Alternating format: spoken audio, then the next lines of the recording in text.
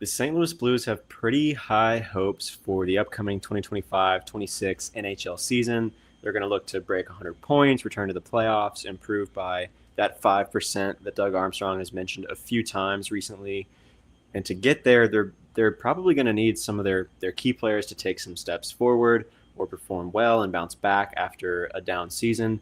So which Blues have the most to prove? Can Pavel Buchnevich return to form? Can some of the young guys on the roster like Logan Mailloux, who was recently acquired, or Jimmy Snuggerud, who has a lot of hype around him, can they live up to expectations? Can they carve out a role for themselves on this team? What about some other players? Like, can Robert Thomas be an MVP level player all season? Who has the most to prove? We're going to talk about all this and more today on Note News.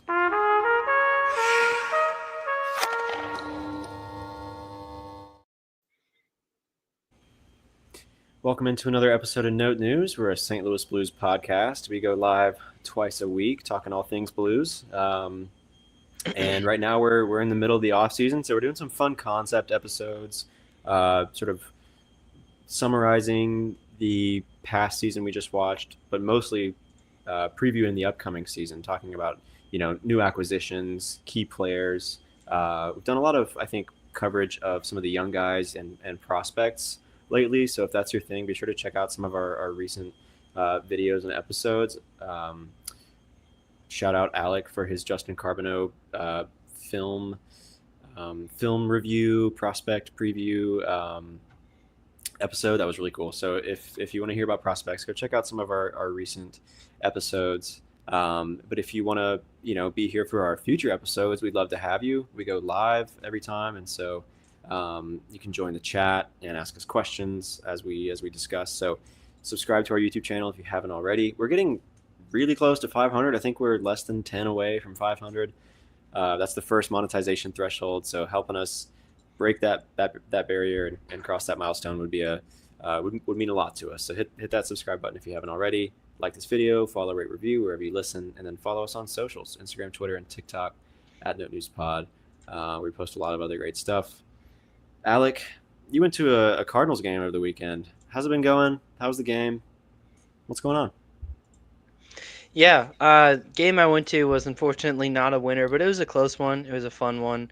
Um, I've been still missing Blues hockey every day. I'm doing everything I can to relive the moments, and man, it still hurts. But we're planning up towards the season. I've been looking at the schedule, picking out games already preemptively that I will be going to, and yeah, I'm doing everything I can. I should say, for those who might be new to Note News, I am a Blues fan. I'm just wearing this um, oh, Arizona Coyotes jersey because it's awesome. And rest in peace to the Coyotes. We never really had any bad blood. Um, Shout out Clayton Keller, but it's just a cool jersey.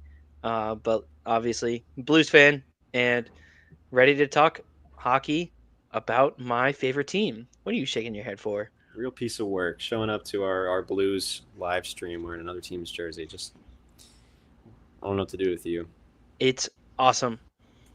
It is a pretty cool logo. Got to admit. Well, awesome. So I think today we're going to be talking about which Blues players have the most to prove this upcoming season for various reasons, right? Like there are some players that kind of need to bounce back after a down year, as I said. There are some players who we're looking to might not necessarily have performed poorly recently or anything like that, but that the Blues might need to take on like a bigger role and take a step forward. There's also, I think, a few young guys we'll talk about. And yeah, so why don't we go ahead and get into it? I think for today, Alec, maybe we should just take turns proposing different players. And then I'd like to, at some point towards the end, see if we can come up with like a top three or a top five or it's like some kind of collection of those who are sort of at the top of this list of most to prove this upcoming season. Um, Sure. cool. So should we start with one of the more obvious ones in this discussion. I think so.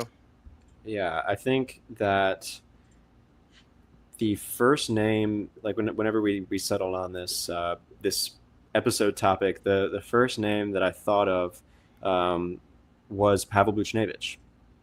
Had a uncharacteristically down year after signing a contract extension last summer. And let me pull up his stats here. He played 76 games, had 20 goals, 37 assists, 57 points. It's like, you know, it's serviceable. It's not like a bad season. I think some of his early struggles tainted the view of his season from the get go. He was tasked with playing center. It's not his natural position, and he didn't really um, grab a hold of that responsibility. But that's not his fault. Like that's not his natural position. I think he went on to have a fine season, not an $8 million season for sure, but like fine, you know. Um, so I think he got a lot of flack, a lot of, I don't know if hate's the right word, but there was a lot of criticism of his performance, and I think more concerning to me than like the end numbers and sort of the overall performance is just this is like a bit of a trend that we're seeing, at least in the points column. He had that big season in 2021-22 where he had 76 points. Since then, he's gotten fewer and fewer points every season. So 22-23, 67. The following season, 63, and then last season, 57. So it's been ticking down a little bit at a time. And the reason I've got him sort of top of mind is just signed a big contract extension, right? And had his worst season since at least points wise since 2020 2021. um, and I think wasn't anywhere near as good defensively as we're used to seeing him perform. That's another big part of this conversation is I feel like he has a reputation for being a solid two-way winger, right? Like he can play on both sides of the puck and be maybe not elite on both sides, but very, very solid, very responsible on both sides. And so seeing him sort of take a step back in that regard as well, that was more concerning to me. Like it's one thing if the offense falls off or something like that, but to have them both sort of decline a little bit was a little bit more concerning. But I want to hear your thoughts on Buchnevich and sort of the season he had last year and what you see for him this upcoming season as well. Yeah, it's actually I just wrote a piece about this on Bleeding Blue, and I think Buchnevich is a prime candidate for regression in a positive way. I think that there was so many things about this last season, whether you want to talk about deployment under Bannister as a center, whether you want to talk about the mixing and matching of line mates for Booch and Thomas on the first line, never really had that set. And also just the coaching change itself, having to learn a new system on the fly mid-season can be a difficult change, especially for a very established veteran player like Pavel Buchnevich. And I think we saw a lot of that sort of get back to him and become the the reason for his step backwards. I think he's absolutely in line. And also, this is a lot more like salacious or not necessarily easy to prove, but in like the first year or like right after signing a big deal, sometimes you see sports players just not play as well because they have that financial security. And not it's not a motivation thing. I'm not putting Yeah. anything against Buchnevich. It's just the peace of mind doesn't push them as hard. But I think after this past season, he wants to live up to that. So I think there's every reason to believe Buchnevich can get back to being a 25 plus goal scorer, north of 60 points, and which he was close to. But Hmm. you'd really like to see him pushing that closer to 70 threshold than just approaching 60. Yeah. And I guess in terms of his aging curve, I think I think there's still a lot of good hockey left in him. He's entering his age 30 season. So you can still expect probably 2 or 3 seasons of 25, maybe in that last season, 20 plus goals. Um, and still being a productive winger on the top line. I think that's definitely in the cards for Booch. He last season had his second highest average time on ice, or third highest average time on ice, behind the 2 seasons previous. So perhaps we see that number come down a little bit as he is an older player on this team, and they want to give runway to guys like Snuggerud on the top line. It looks all signs are pointing to, but I think that would actually be a good thing for Booch. Make him more of a specialist. Make him more of let him do what we know he can do, and he doesn't have to carry the workload of being this elite defensive forward who's also a great winger in terms of goal scoring.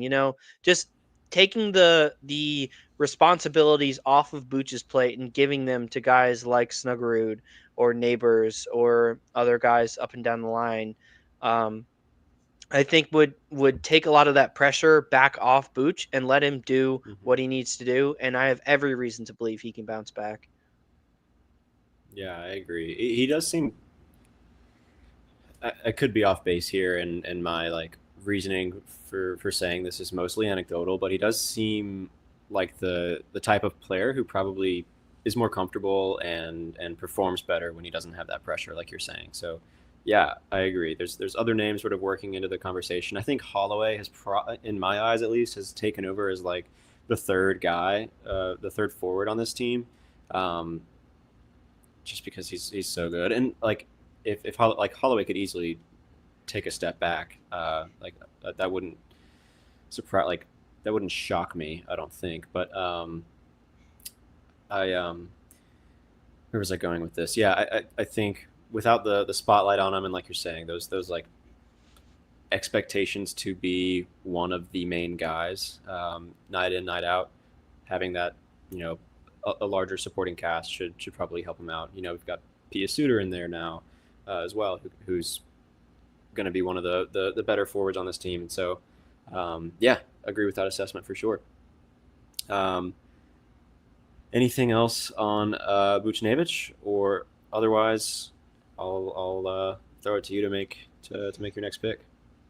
Just that I think there's reasonable good reason to think that he can get back to being like a true positive player, Yeah. rather than just a hope that he can. I There's a lot of things that went sideways last season for Buchnevich, and it's all there for him to take. And he's a player that I think should be on not just Blues fans' minds, but like if anybody's trying to get ahead in like fantasy hockey or anything, I think Buchnevich could be kind of a sleeper. Sure. Also, Sam, this one's for you. It's cool. It's cool.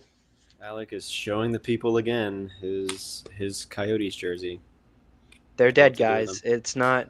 Sorry, they're out of the league, I should say. They've just I'm not rooting transformed. for another team. Um, okay, why don't you make your next selection of someone who has a lot to prove next season?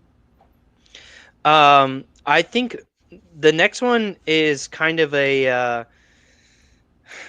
I don't know how much he has left to prove among Blues fans, but I think it would be putting the league on notice.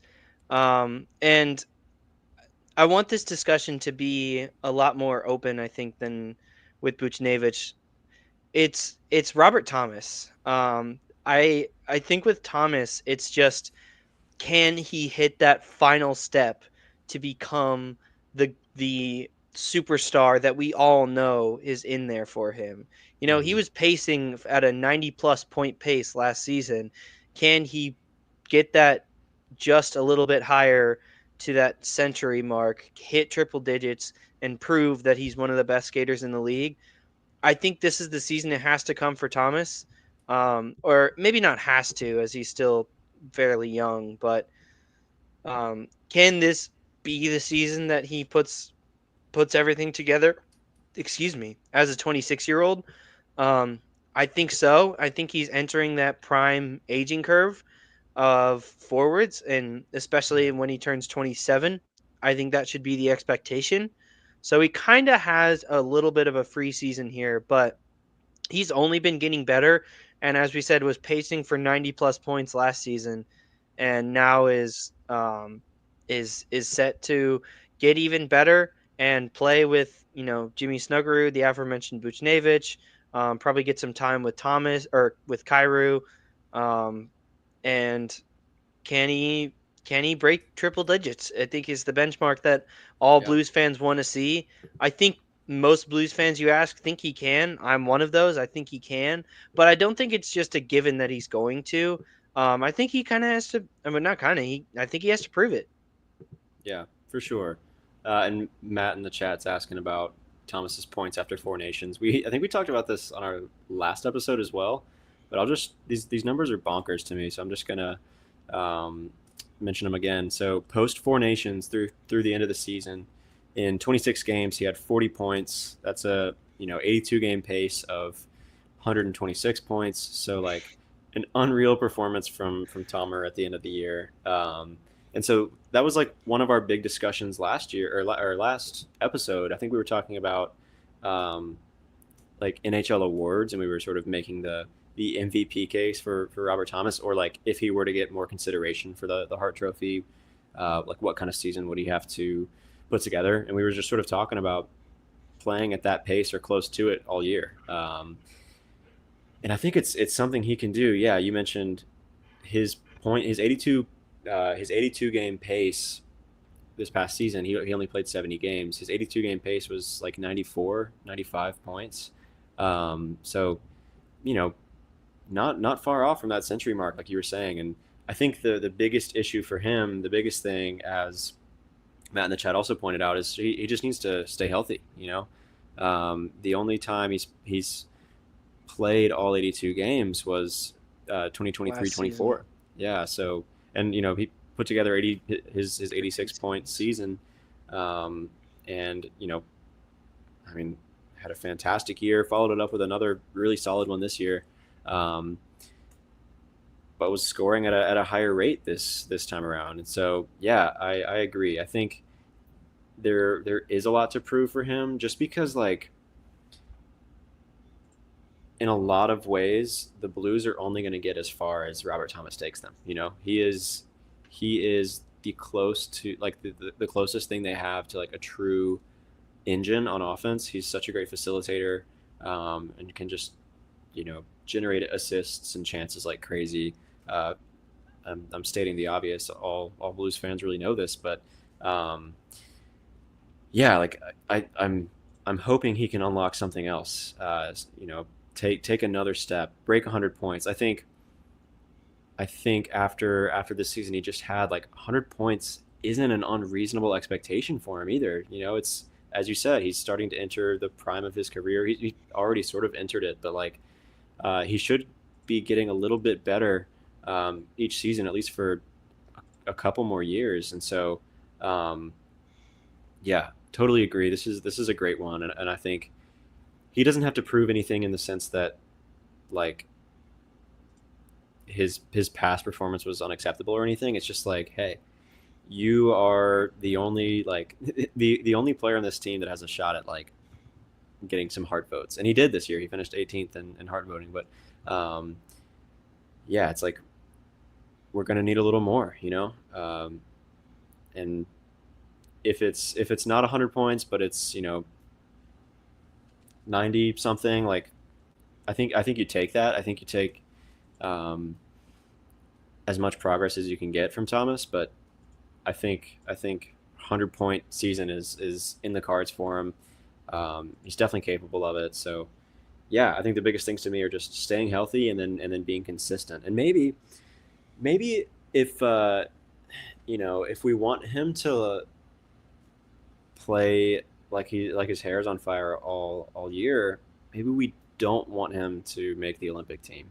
Like maybe that's what we need, because he didn't make Four Nations, and he put the league on notice post Four Nations. So it would be great to see him get that recognition, but just maybe we don't want him to make the Olympic team. Uh, I'm joking. Of course, I want him to make the Olympic team. I think that'd be awesome. Here's what I want. All right, make the Olympic team, and then lose to the United States in the gold medal game, and that is what motivates him to play like crazy for the rest of the season. I'll settle on that. Anything else to add Yeah. on Robert Thomas?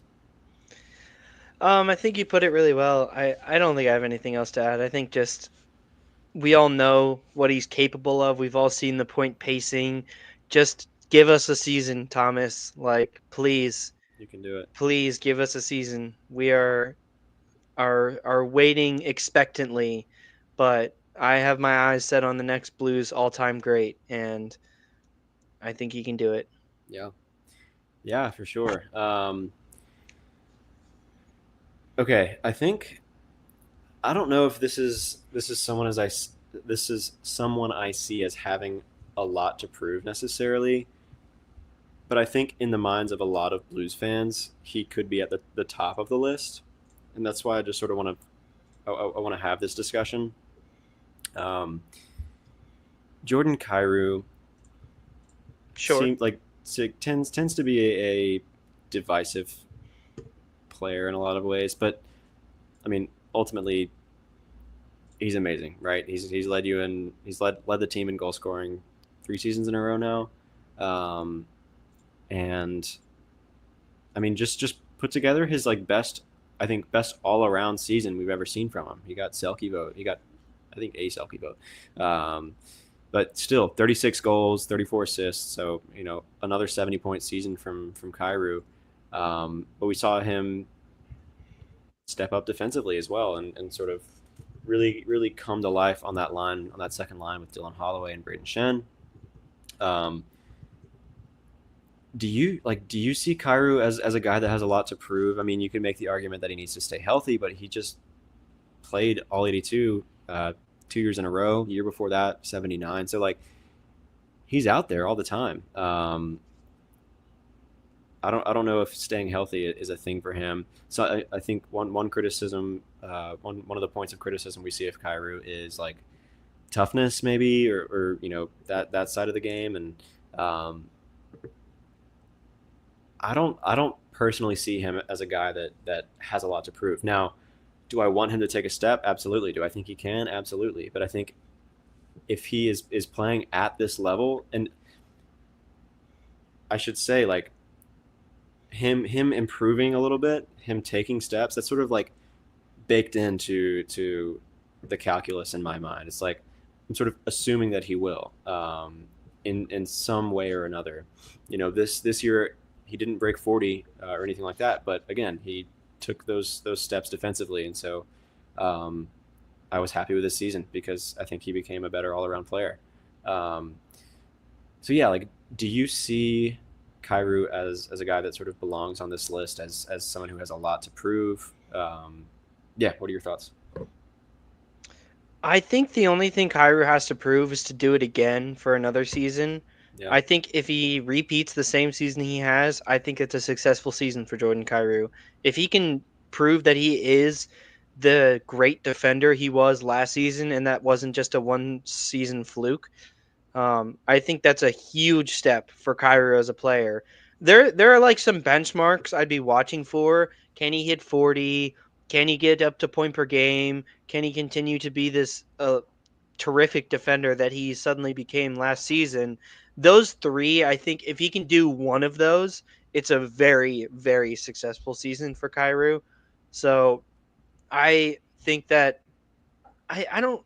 To me, he doesn't really deserve a place on this list, but that I think he has something to prove still. In that, like, was last season just the best season of his career, or is this who he is? And if this Mm, is who he is, that's a lot more dangerous of a skater than we ever thought Kyrou could have been. yeah, for sure. I like that one. Do you want me to pick another since that was kind of not one on our list, or do you want to name a player next? Go for it. All right, let's see.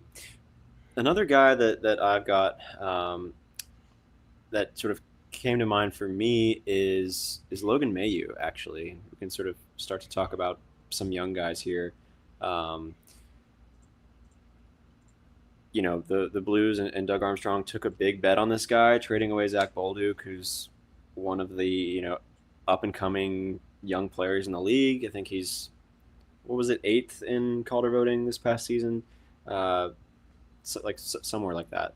Um, yeah, like Zach Bolduc, we all know, was a fantastic player, got a bright future. And the Blues took a big bet on Logan Mailloux by trading away Zach Bolduc to get him. So in my eyes, we've had the Mailloux discussion a few times. I think he has a lot to prove, but I don't know that he has to prove it this year. Like I don't think he's going to be relied upon this year for anything beyond a third pair role, maybe second pair if he can perform well enough. But like, um, you know, I think given his timeline, given his age, it makes sense that he'll be playing on the third line more than anything. I think what I'm looking for him to prove is just take a step. Like hold your own in the NHL. Um, I think I think a lot of people are going to be disappointed with the season we see out of Mayu. I could see him shocking us all and having a fantastic year, but I can also like the more realistic side of me can also like really see him not having a great year and just sort of either playing a little irresponsibly or being messy or poor defensively or not scoring as much as he's capable of.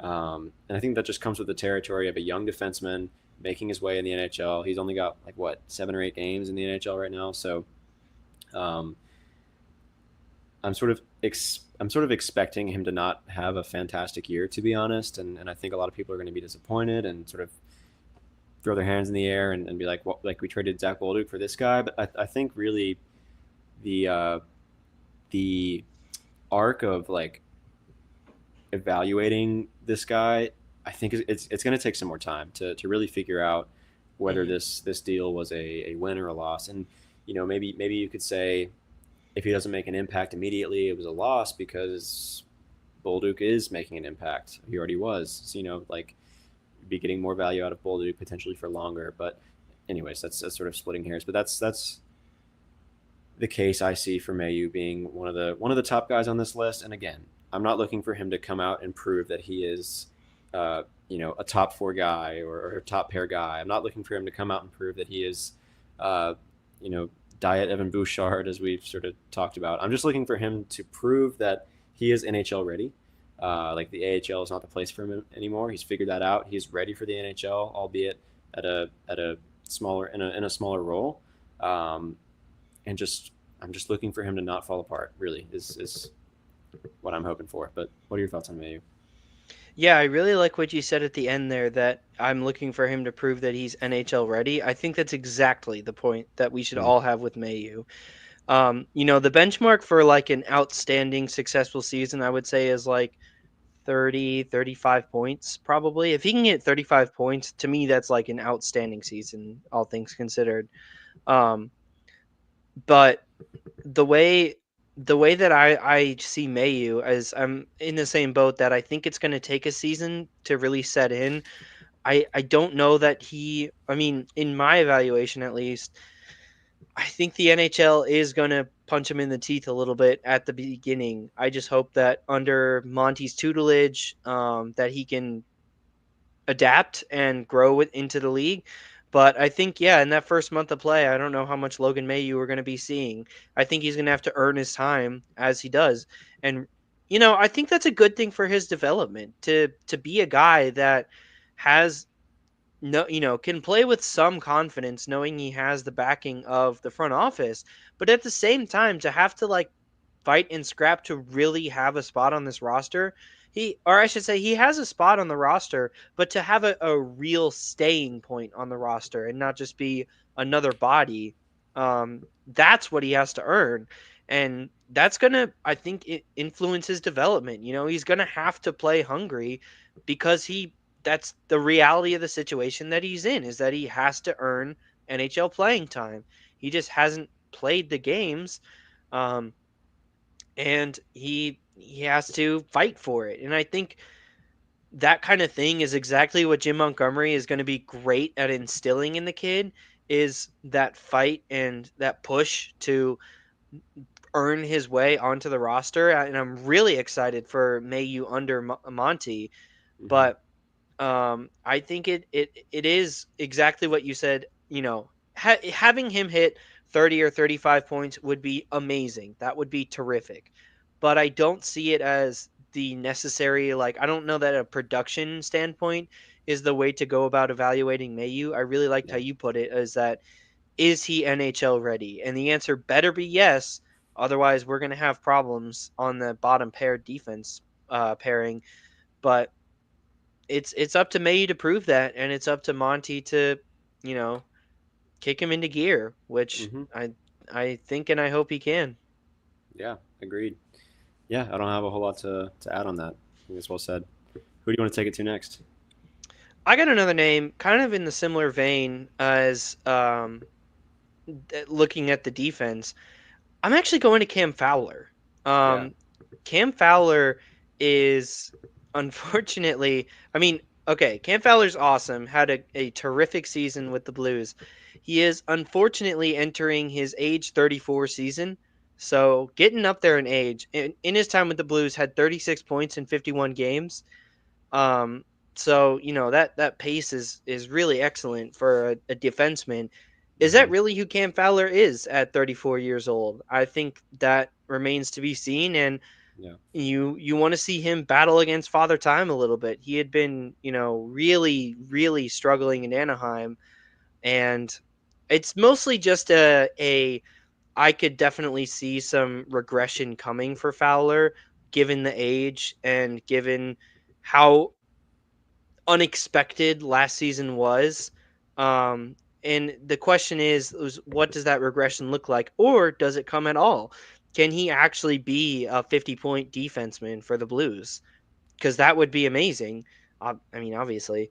Um, but I don't think that's necessarily the benchmark. I think it's for him to hit, like, 40 something points and prove that he is a valuable offensive asset. He and Holloway really had some kind of connection going when they were on the ice together.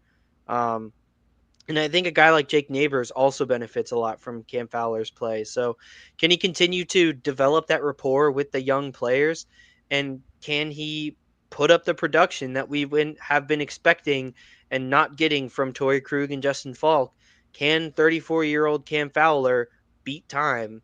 I hope so. And if you look at last season, you would be saying, well, surely yes, because last season was just awesome, but I don't know that that's necessarily what I'm expecting. I don't know if his deployment as a top pair defenseman for the whole season is going to merit that kind of production again. And so I'm going to be watching Cam Fowler closely this season. Yeah, I think that's a great one, and I think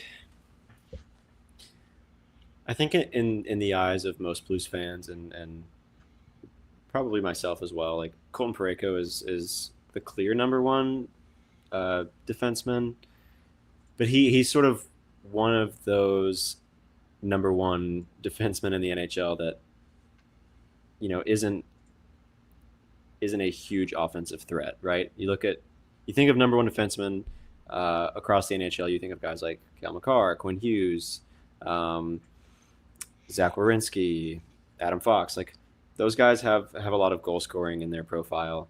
And Colton Parayko had a great year and can be a great presence offensively, but um, he's not really in the same mold as those guys, right? He's one of the more big guys, defensively solid type of guys. But when it comes to Cam Fowler, I think he does have more of that offensive edge to his game, and I think pairing him with Colton Parayko was just such a great move for that reason. I think they complement each other really well.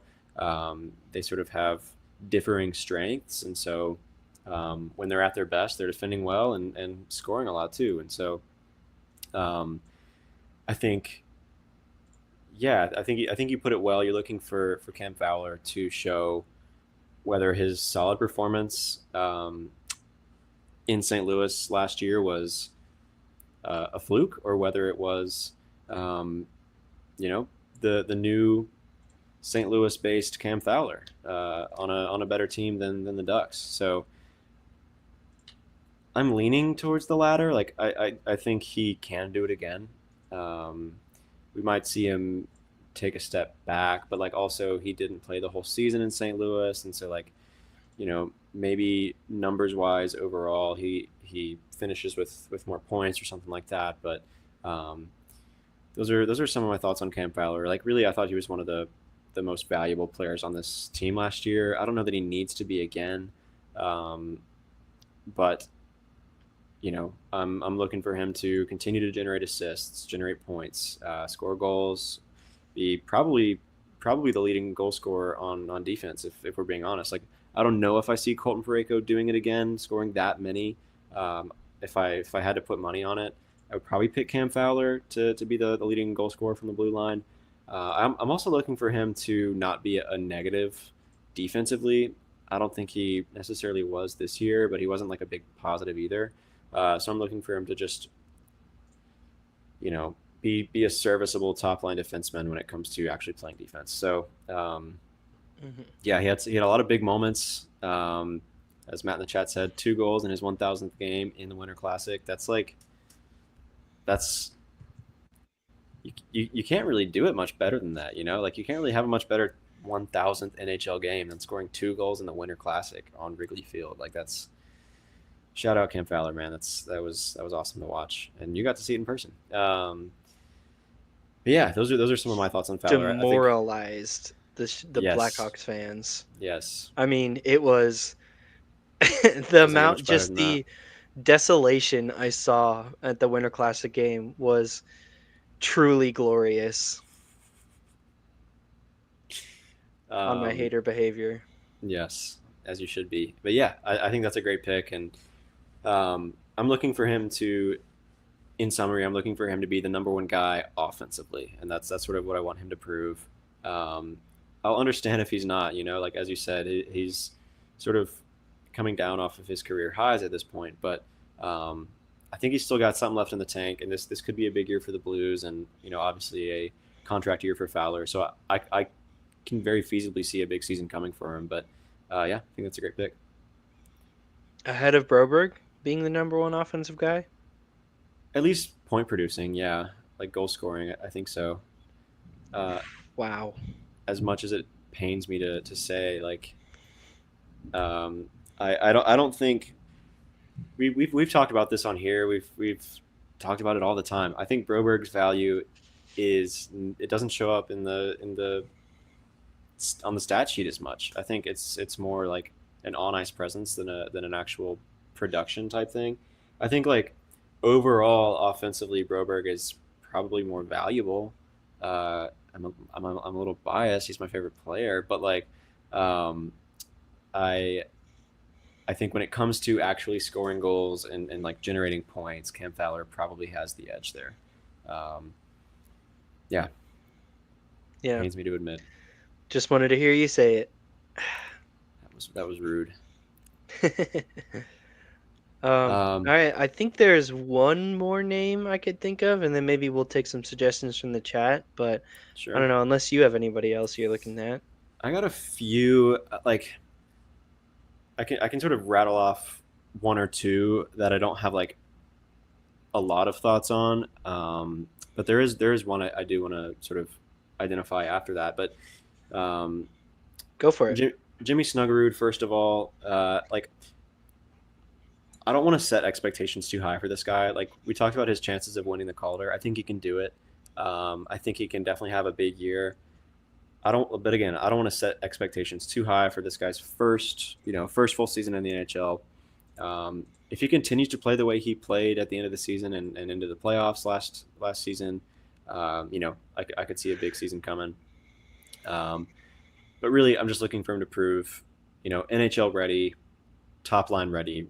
Uh, Again, top line with Robert Thomas, so it helps for sure. But just ready to take on a role, ready to become like a piece of the core, as sort of the way I'm thinking about Snug.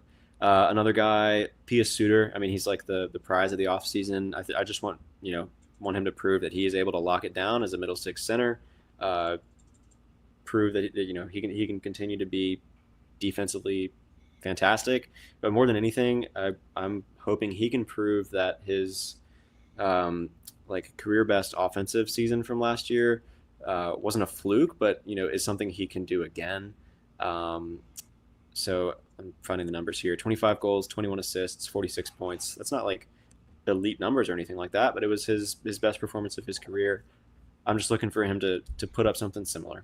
And it might be tough on a third line role, but like I just want to see him be able to score in addition to that defense he provides. Um, Hmm. the conversation I want to have though, like the real guy I want to talk about is Joel Hofer, um, and you know we sort of talked about Bennington as well before the episode. I don't know that Benner has a lot to prove to Blues fans other than just like uh, find a way to lock in during the regular season and not just the big games. Like that's the only thing I can see. But for Hofer, he could be the number one guy in a couple of years when Bennington's contract expires. They might extend him, sure, but there is a scenario there where Hofer is your number one goalie of the future, um, and I think he has proven that he is an NHL guy for sure. He is a great 1B or backup, but you know it's been a couple seasons from him with pretty similar numbers. Pulling up his stats right now. This past season, excuse me, he had 16 wins, 8 losses. Um, let's see, a 904 save percentage, 264 goals allowed. Year before, he had in 30 games played, 15 wins, 12 losses, 913 save percentage, 265 goals allowed. Like he's always had a low 900s. Year before that, 905 save percentage. Year before that, 880. So he's like always had a save percentage around there. I'm just looking for him to prove that he can take a step. I want to see a little bit more from him. Um, Goalies tend to enter their prime a little bit later than other NHL players, so I'm not expecting him to become elite all of a sudden. But really, I just want him to prove that he's making progress towards being able to take over that number one role if that day comes. Yeah, that's my thoughts on those three, but mostly on Hofer. I think with Hofer, it's also getting pushed from the depth chart behind him Yeah. is Colton Ellis ready to take over, and he is a very much cheaper option than Joe Hofer now that he's earned that contract extension. This has to be a big year for Hofer. I don't think he has to prove that he has to take over the job from Bennington or anything. I think Bennington probably has that job unlocked for at least another year. Yeah. But can Hofer prove that he should be a backup in St. Louis long term and that the Blues should stop looking for backup goalies, which you always want for, organizational depth. But like, can he prove that they're ready to move on from Colton Ellis and Jurenko and whoever else and then get, whatever third string goalie you need to, um, as I guess as it were an e-bug goalie, Mm-hmm. um, to fill in behind Hofer. Yeah, I think this is absolutely a big year for him because, like you said, Bender pretty much proved it all last season. Maybe you'd like to see that save percentage come a little bit higher, but you know when it counts, Bennington's going to be there, and you know that you don't want to move off of him is the biggest thing. But can Hofer like back him up as a real solid option in in net, and can he earn more playing time? Not just Yeah. that, but can he earn the backup spot long term in St. Louis? I Mm-hmm. think that's what we're really watching for, um, which is typically not a spot that is hotly contested. Typically, you just swap out backup goalies to get you through a season, but the Blues could have a real tandem here, and Hofer could be that guy, but he has to prove it this year, and it's definitely uh, in front of Hofer to do so. Yeah, for sure. In a minute here, we're gonna pivot to any recommendations from the chat. Who else has a lot to prove. which other Blues players do you think we should discuss in this conversation? But Alec, did you have another name you wanted to discuss? Um, I don't really think so because I think Holloway has proven it all. And realistically, I could see Holloway taking a step back next Mm-hmm. year. Just he's still such a young guy. A sophomore slump could happen, and that would Mm-hmm. still be a fine season for Holloway. I mean, he was just a man possessed last season. Jake Neighbors, I feel like you kind of know who he is. I don't think he has a lot left to prove. It's just can he continue to score north of 20 goals? Can he push 25 plus again? Yeah. That I guess would be the thing to watch for Neighbors. Um, and then like Bugstad, I think is a depth center. Suter, you already brought up and broke that down. So Mm-hmm. yeah, I think we can pivot to names in the chat. Cool. We got a couple from Matt in the chat. Shout out Matt. Also, but before we do this, I just want to say like we go live twice a week, and when we can, we try to work in all of our live viewers. So try to work in questions and recommendations from the chat when we can. But I also just wanted to say before we pivot to talk about some of these names, we'll talk about Joseph and Texier here first. Subscribe to our YouTube channel. I think we are at like 491, so we're so close to those 500 subs that we've been working towards for such a long time. So if you haven't subscribed already, hit that button. We could get there today if y'all helped us out. So that's the first threshold for monetization. So we'd really appreciate if you'd hit that button or share with friends or anything like that. So um, Which what that means is it allows us to make more content for you guys. Like it gives us more features on it's true. YouTube to be able to implement into our videos and such. Yeah, for sure.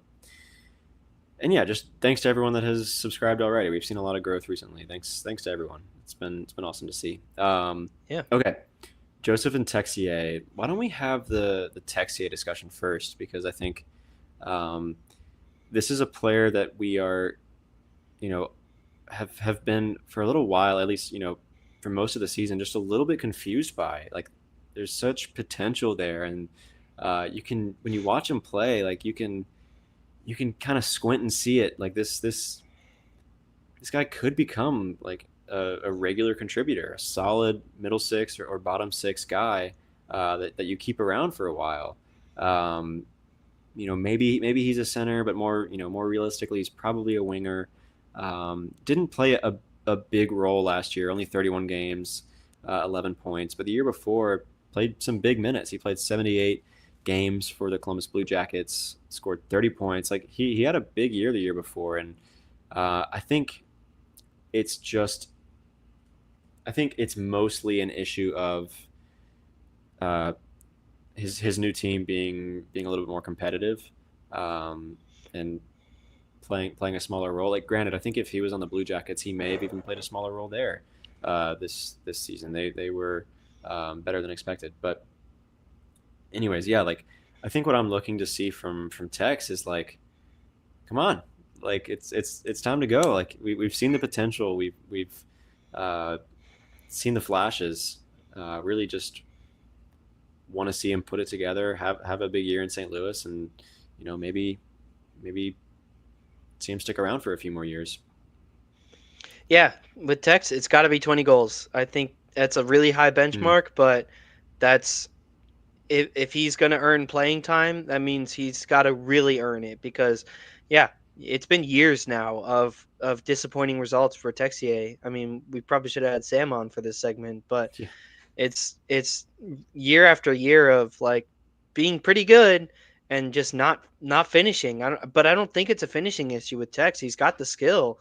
He just isn't able to put it together. And honestly, like I don't know if I see it coming this year. I just don't think he's going to get the minutes and the ice time under Montgomery like we saw last year. And I I think Texier is at this point a depth supplementary piece that you're very happy to have.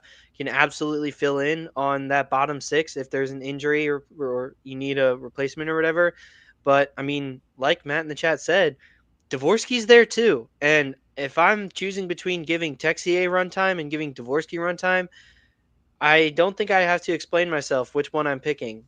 So I think Texier is like critical in a very critical time period to where like it's time to go because it's been time to go. Hmm. You're kind of out of extra chances. So, Hmm. and it might be too late already. So why not go out and have a big season or something? I could see him playing a bigger role this year, like without Zach Bolduc. Like granted, they brought in Bukestad, they brought in Suter, so like Right, right. there are other guys there, but like with Bolduc being gone, like I could see him being one of the young guys on the bottom six, having a more significant role down there. And like to be clear, I think it's not going to be a thing where it's like all right, like we'll give you the playing time just so you can have time to figure it out. I think it's going to be like, hey, if you can grab a hold of it, this is a spot for you. So I think it it depends on his ability to own that spot and really perform. I think he's capable of doing that. Um, but my point is, I don't think I'd be surprised to see him get the chance. Just with mostly just with Bolduc leaving. I think the bar to clear for him to grab a hold of that spot is much higher than it would be. Like if Nathan Walker scores like 10 goals, that's a good season. But I think for Texier, the expectations are just higher because he has the skill and hasn't put it all together. But that's all I got. Yeah, same here. Why don't we talk about Matthew Joseph as well? Another suggestion from Matt in the chat. Let us know, anyone watching live, if you have any others. Yeah, like I was a little disappointed with Joseph's season this year. Hmm. Had a career year in 23-24 with Ottawa, 72 games played, 11 goals, 24 assists. I was like, when they signed him or traded for him, I was pretty pleased. I was like, this could be a guy that, um, you know, potentially gets to scoring goals again in that 10 to 15 range. But it was a disappointing year offensively speaking. 60 games played, 4 goals, 10 assists. So nowhere close. It's another guy. This was a great double suggestion, Matt, because another guy who played a bigger role the year before and saw that saw the results the year before, and then came to St. Louis and played a smaller role, and the results took a hit. I was pretty pleased with Matthew Joseph's defense. I thought he provided a lot on the defensive side of the puck for that third line. He's got that speed to his game as well. I think that's valuable. I'm looking for him to provide a little bit more offensively while still, excuse me, while still being that solid defensive winger that he's sort of known for being. Um, so uh, apologies for anyone listening on audio or I guess watching live on YouTube too. Alec has some alarms going off, but yeah, for It's Joseph, over I think now. Looks like it okay, was just a test. cool. For Joseph, I think I'm just looking for him to show, still great at defense, still fast, but show a little bit more of that offensive potential, that goal scoring, that um, point producing ability that he has, shown before, not consistently, but he shown he can do it a few times in the past. But those are my thoughts on Joseph. Yeah. Definitely a defensive guy that offers a lot to Jim Montgomery's system. So I think he probably is getting a little bit overpaid, like people in the chat are saying. Um, that they're given like what his contract is. It's probably a little bit much, but he also does fit Jim Montgomery's system, so it makes sense. But Mm-hmm. I, it makes sense why they like him and give him the runtime. And I think I don't know. It's tough because that fourth line is just so weirdly kind of set. It seems like it's going to be either Bukestad with Walker and Torpo or Sunquist, Sonny, yeah, with Walker and Torpo, yeah. which is so strange that the third line is like the positional battle spot, and the fourth line is like set. But Mm-hmm. um, there just isn't a lot of playing room, especially once Dvorsky comes.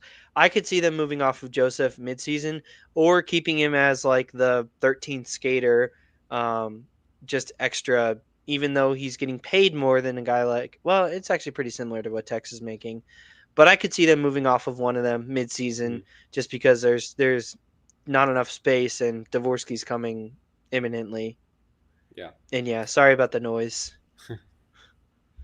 no worries. Yeah, I think those two guys, probably more so than anyone we've really talked about today, are in that category of player where it's like, if you're not proving it, your role could be in jeopardy. Your spot on this team, like, or in this organization at all, could be in jeopardy. So, um, yeah, I think those are good ones. Another from the chat. What about Shin? There were some trade talks around him last year, and he's getting a bit up there in age as well. I actually thought, I mean, I think you'll agree. Like, I really liked what we got out of Shin last year. He centered that second line, which was like, this isn't an exaggeration. I don't think it's hyperbolic to say that second line was elite. Uh, they really performed. I think he was a big part of that. Um, we've also talked ad nauseum about the value that Shen provides in, like, the qualitative side of things. That thing you can't really quantify, what he does to the team culture and the team identity. Um, so valuable. I think that was a big part of the story last season. Um, and it's one thing if the team isn't good, but they've got a good identity. It's like, okay, great, but I saw that as, like, being a big reason for their success. I think it kept their mentality, in a good place all year, and especially down the stretch. So I think he was a big part of that. I really liked what we got out of Shin, but in terms of what he has to prove, um, I don't know. I think the second line center spot is probably his, coming out, at the start of the season, just because of that success we saw from him in that role, and we'll probably see Suter on that third line. If I had to guess, I could see it going the other way, but that's just the way I see it happening right now. So I think what I'm looking for him to prove is that, another year older, he can do that again. He can center that line effectively. He can be a second line center, even though that's not his natural position, or where he would probably slot in on most lineups. But just the whole, the sum is, or the whole is greater than the sum of its parts, There type you go. situation. Yeah. Yeah, I figured it out. Um, so yeah, I'm just looking for him to be able to hold that role again. If he doesn't, I could see them making a switch, bump him down to the third line or something like that. And if that's the case, I'm just looking for him to prove that he can still produce, roll with the punches, that kind of stuff. Um, but yeah, I think I'm just looking for another solid season out of Shenner. Like, I don't know, like, if we're gonna get another standout year from him or anything like that, again, but um, yeah, just another solid year from him. Another year as, like, sort of the quintessential team player type of guy. And then, yeah, just being a great captain yet again. Keeping that ice time up. I'm curious to see if he goes back to being more of a 20 plus goal scorer, or if he Hmm. instead leans more into the assists and actually raises his point total that way, which is Yeah. kind of the way I see it going. I don't really know that Shen as a finisher is going to be providing a ton to this team, but I think he could get like 35 assists in a season from playing on a line with those two that was so successful. Because, like you said, I think he did kind of prove it last season that he at least earned a good enough second line center spot. You would have liked to see a little bit more from him, as like a true elite second line center. But hey, not every team has an elite second line center. I mean, Doug Armstrong said it himself. Like, us and 27 other teams are looking for a 2C right now. Yeah. So um, and Shen, like you said, provides all those intangibles you look for that keep the team together. He's been actually like one of the highest point producers over the last 8 to 10 years of Blues hockey, which is a Hmm. fun fact. And I expect that to continue. I expect him to have another 50. If he can hit 60 points again, that would be amazing. Hmm. But if he's right around that 50 point threshold, maybe 55, and centering what is one of the best lines in hockey, sign me up. Yeah. Agreed. Um, just looking down the roster to see if there's anything here. Like, I could see an argument for Bukestad. Establish yourself. Establish your role on the team. Broberg take a step. I think you could say the same thing with Holloway, or at least prove, at least resist that sophomore slump, which does happen. Justin Falk, like, yeah, he should do more, but like, I don't know that I expect him to in the same way that or have high hopes for him doing that in the same way that I do for some of these other guys. Um, there are some of those, like some of those names, like your Matthew Kessel or Zach Dean, like players in the system that are sort of those quad A guys that don't really belong in the AHL, but they're not really ready for an NHL role either.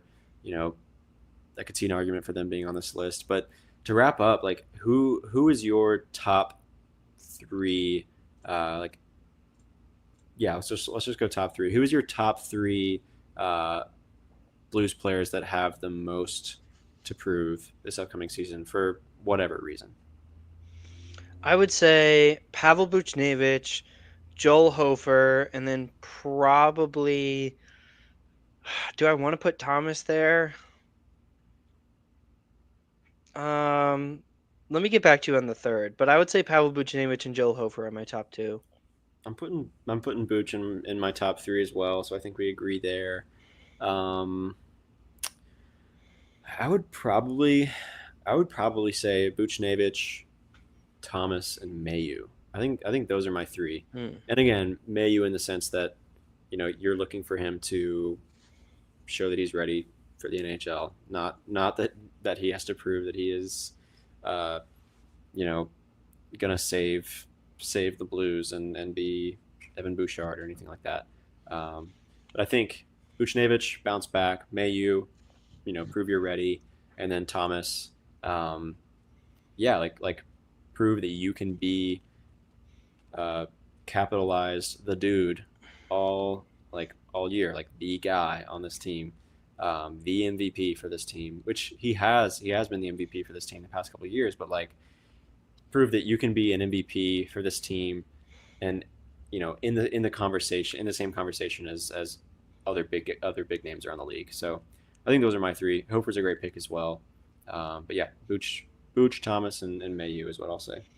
So Buchnevich is my first for the same reason that you want to see a bounce back in a normal season because all signs are pointing to it should be a normal season for Buch, which it definitely was not last season. I say Hofer because I think he has to prove that he's truly earned that money. I know he just got that contract, but can he? I guess maybe not that he earned the money, but can he be a long term answer for the Blues? Can he stick Mm-hmm. around long term? I think this season will dictate a lot of that thinking going forward. Or is Colton Ellis going to be the guy waiting in the wings right behind him? And then my third is actually going to be Cam Fowler. And I think is Cam Fowler really that guy on the defense? Can he really be like a 45-point defenseman? Can he really be one of the best offensive threats on this team? Can he be a good mentor for Logan Mailloux? Are all things that I'm looking for Cam Fowler as Mm-hmm. an offensive guy who played so well with Parayko. If Tucker can be the next Parayko, can maybe be the next Fowler. So those are my three. I think those are really solid. I agree. Those are all great points. Well, I think that about does it. Yeah, I think just to sort of put a bow on it, I don't know that we need all of these guys to prove exactly what we're sort of asking them to prove, but I think obviously the more that do it, the better off this team is going to be. I think if they're going to come out of the gate ready, which they've been talking about a lot, right? Be ready for the NHL season right out of the gate. Don't fall behind. In fact, see like how much of a head start you can get out to. I think some of these guys that we're talking about are going to be instrumental to that. Robert Thomas, Buchnevich, and I think Cam Fowler's another great one as well. Getting a full season of him on the top pair could help make that difference. And so I think that'll be huge. And then I think obviously, injuries happen throughout the season. And so a lot of these other names that we're talking about, um, like your depth guys, your Texier, your Joseph, your Suter, if Shen needs to take a step back or something like that. Um, I see, them being instrumental in that as well. And then, obviously as we get down the stretch and into the playoffs, I think um, whatever you can get from your guy like Hofer or Snug or someone like that is some of the icing on the cake. But I think I see a case for all of these guys being core contributors and big contributors all year long. But yeah, I think this was a fun exercise and a fun chat as well. So thanks to everyone for joining us live, and being active in the chat. We really love when we get that. And we're here typically twice a week. Life happens, things get busy, so sometimes it's less often, but sometimes it's more often if there's a lot of news to talk about. But typically twice a week. We'd love to have you twice a week, but if not, episodes are always available to watch or listen to after the fact. So um, yeah, thanks to everyone for tuning in. Just want to say one last time, we are almost to 500 subs. Help us cross that threshold, get that first monetization threshold under our belts. And we appreciate everyone that's done that so far. Yeah, hit that button if you haven't. Like this video, follow, rate, review wherever you listen. We're on Spotify and Apple. And then follow us on Instagram, Twitter, and TikTok at NoNewsPod, where we post a lot of other great stuff as well. Thanks for joining on this episode. We will see you next time. And of course, as always, Let's go Blues. you said it first this time. Let's go Blues.